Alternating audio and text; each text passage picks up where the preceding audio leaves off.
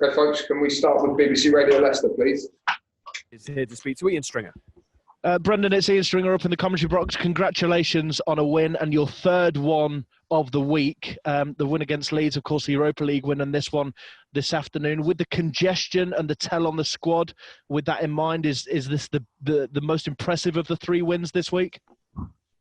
I think so, Ian, on the back of such a tough schedule and with so many players out. An incredible performance and obviously in different, we had to show a different side to the team today, and first half we were very, very good in our football. Some of the quality, the combinations, how we got through Wolves and got into dangerous areas, I thought was very, very good, and should have been maybe more than one up at half time. Second half, we know that Wolves will come on to us a bit, and you then have to show that organisation. You've got to show that real resilience in the team, and we've seen that in this early part of the season, how the players are developing when they're under pressure, and then obviously today, on the back of all the games we've had, to show that mentality and desire to not concede was so pleasing as a manager. So yeah, fantastic win for us.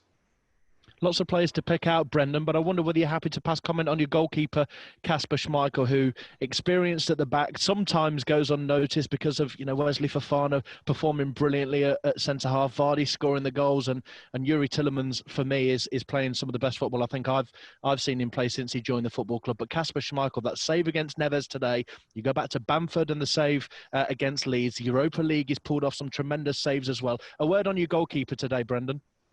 Yeah, well, he's top class, and any good side to achieve anything, you need to have that. We said before the game that Wolves have had the second most shots outside the box in the league, so we have to be ready for them to shoot from distance, even though you're blocking it up. But the save was incredible. He's got great agility, Kasper, and his concentration in the game is so good. And as you say, it looked like it was going right into the top corner, and he's pulled off a magnificent save. So yeah, any team that wants to achieve anything needs to have a top goalkeeper, and thankfully here we have that. Is Wesley Fofana playing better than you even dreamt that he would when you brought in a 19-year-old, and you admitted yourself when he arrived he was having to learn the very basics of the English language to communicate? I know you said that Non-Police Mendy and co have been helping him out, but has he performed even better than even you thought he would when you brought him in? Well, we knew he was a top player for someone so young, and when we spoke to people out there, and obviously then we're seeing all the clips and everything of him, you can see in his football that he has anticipation as a defender. He has speed, he has aggression, he defends forward. So all the attributes that we like here, and then his football. I think the surprising thing is that we've come in, if you look at our 8 games we've played and the level of the teams that we've played, and how he's coped with that and that consistent run of games. He's absolutely colossal for a young guy.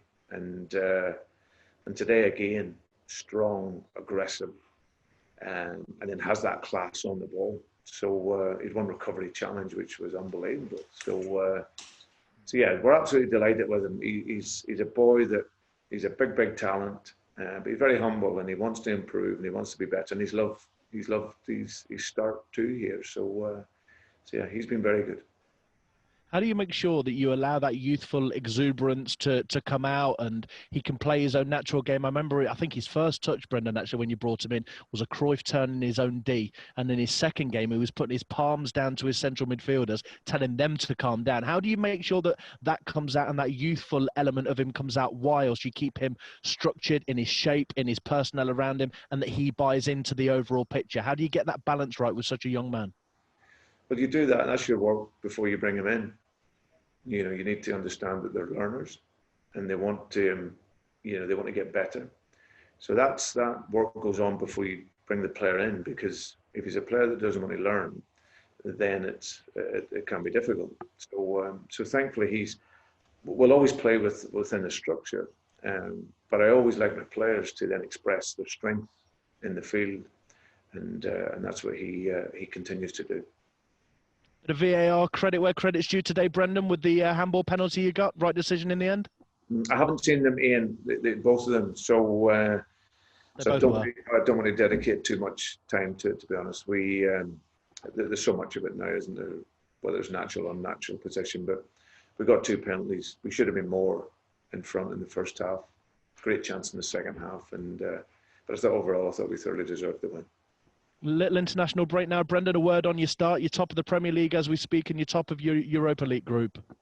Yeah, it's been an incredible start. I'm so happy for the players. You know, in any season, it's important that your first steps are positive steps, and with all players available to start like this year would have been really, really good. But to have the players out that we've had out, and for the guys to still show that cohesion and that quality and resilience, of course, as a manager, it's what you want. So yeah, absolutely delighted.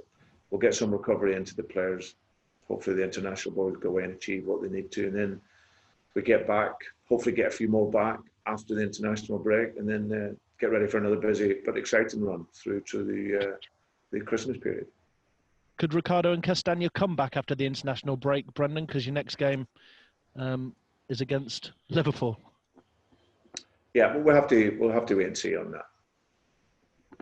Final one from me, if you wouldn't mind. International break. I know you picked up some knocks and bumps. I say knocks and bumps. You lost Soyuncu for quite a while, and Evans as well. Is there anything you can do to try and prepare your players and say, I know they've got to play full pelt and they're playing international football, but you kind of got bitten in the last international break. Is there anything you can do to try and mitigate against that? Not really. Obviously, our medical teams are communicating with the international teams. Some of these guys get big games. So now you just touch wood and hopefully they go away in and can stay fit and come back healthy and fit for us. So fingers crossed. Appreciate your time, Brendan. For the record, I thought the best first half of football of the season. Congratulations on the win. Well done. Thanks, Ian. Thank you. Thanks, Ian. Tom Colomarsi, please. Hi, Brendan. Hi, Tom. Do you think when we perhaps look back in a few years or even now, people might think that 30 million is a lot to pay for a teenager like Fofana, but the way he's playing, it could prove to be one of the great bargains, couldn't it? Yeah, well, it's not in modern football. It's all about the talent. You know, if you think they had a boy on the bench that came on that they paid 35 odd million pounds for, and it's just about value and worth. You know, he's a real big talent. There's maybe people would have looked at it because of the number of games that he'd played. But if you're a talent, you're a talent. And all the work that's gone into bringing him in has proven that he's a top class performer. So yeah, I'm sure in time it'll prove a bargain. But that's how football works. The game moves on, and valuations go up and fees go up. But he's been outstanding, but still a lot for him to learn. You need a very strong personality, I guess, don't you, to come to a foreign country in a league like this and be so impressive immediately. So that he must have a very strong head on his shoulders.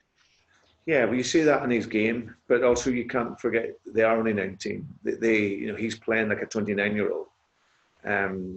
But kids at that age will make mistakes, on and off the pitch, and you just got to be there to ensure that they're supported. And they're learning. He's playing in the most competitive league in the world. He's come in and been absolutely exceptional. But we've seen his talent, but it's just managing everything else around that. And he's a very mature boy. He's very streetwise. We brought up in Marseille, and he's at an upbringing that has prepared him to go into senior football. And he's been a joy to work with since he's come in. Thank you. Rob Tanner, please. Hi, Brendan. Hi, Rob.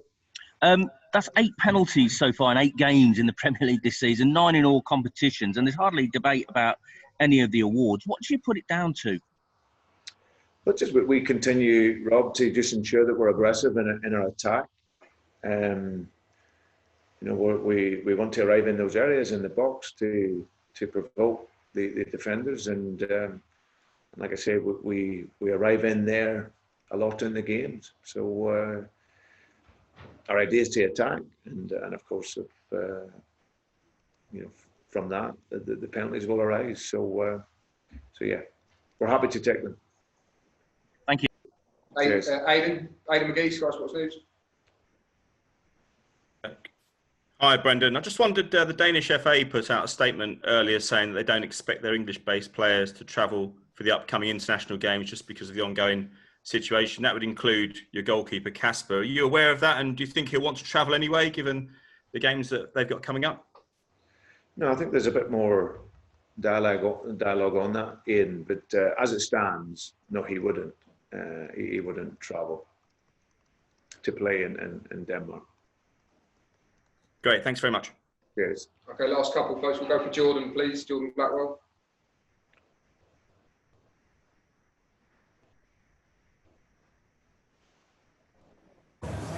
Yeah, I can hear you now. Okay, thank you. You had that winning run last autumn, and then there were sort of inconsistent results following that. Do you feel confident that you and your squad have learned from that and that you can remain more consistent this season?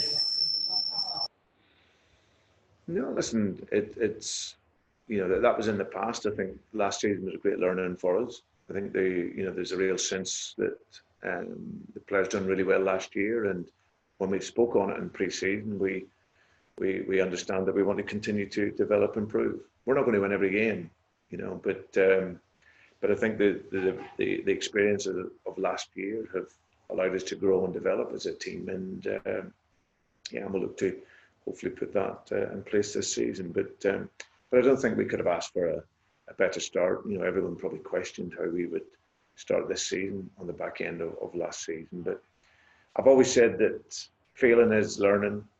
And if anyone's saying us not getting into the Champions League is failure, then okay, it's fine. There's a narrative around both. But for us, it was about learning and developing and making sure we could continue to improve this season. And I think you see in this early stage so far, the mentality, the maturity and the performances and the quality is there. So, of course, it's going to be tough to sustain that right the way through with so many, we look at the injuries and everything we've had and how close the games are. But at this moment in time, we've played 11 games.